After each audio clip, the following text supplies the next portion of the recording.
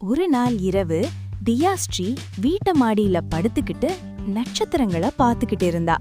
அப்போ திடீர்னு வானத்துல இருந்து ஒரு மின்னும் ஒளி கீழே இறங்குச்சு. அது ஒரு சின்ன விண்வெளி கப்பல். அதுக்குள்ள இருந்து சூரியன் தாத்தா இறங்கினாரு. தியாஸ்ரீ, நீ என் குடும்பத்தை பார்க்க வர்றியா? தியாஸ்ரீ குஷியா வாவ் போகலாம்னு சொன்னாள். உடனே கப்பல் புறப்பட்டு விண்வெளிக்குள் பறந்தது. முதல் ஸ்டாப் புதன். ஐயோ ரொம்ப சூடுன்னு தியாஸ்ரீ கத்தினாள். புதன் சிரிச்சு, நான் சூரியனுக்கு ரொம்ப பக்கத்துல இருக்கேன், அதனால சூடானவன்னு சொன்னது. அடுத்தது வெள்ளி. முழுக்க மேகம்தான். வெள்ளி சொன்னது, நான் அழகி கிரகம், ஆனா ரொம்ப சூடு கூட. பிறகு பூமி. மரங்கள், ஆறுகள், மனிதர்கள், விலங்குகள் எல்லாம் பார்த்து தியாஸ்ரீ ரொம்ப சந்தோஷப்பட்டாள். நான் இங்கதான் இருக்கேன்னு கத்துனாள்.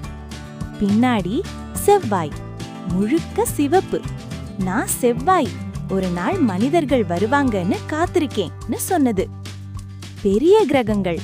வியாழன், நான் எல்லாத்தை விட பெரியவன்னு கர்ஜித்தது.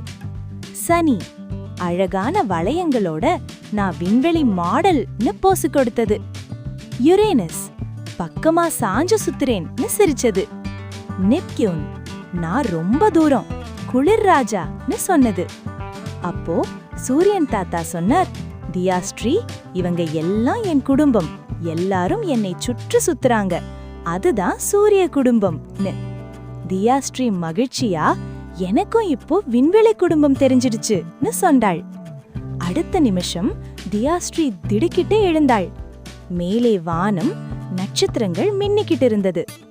அடடா, கனவுதான், ஆனா சூப்பர் கனவுன்னு சிரித்தாள்.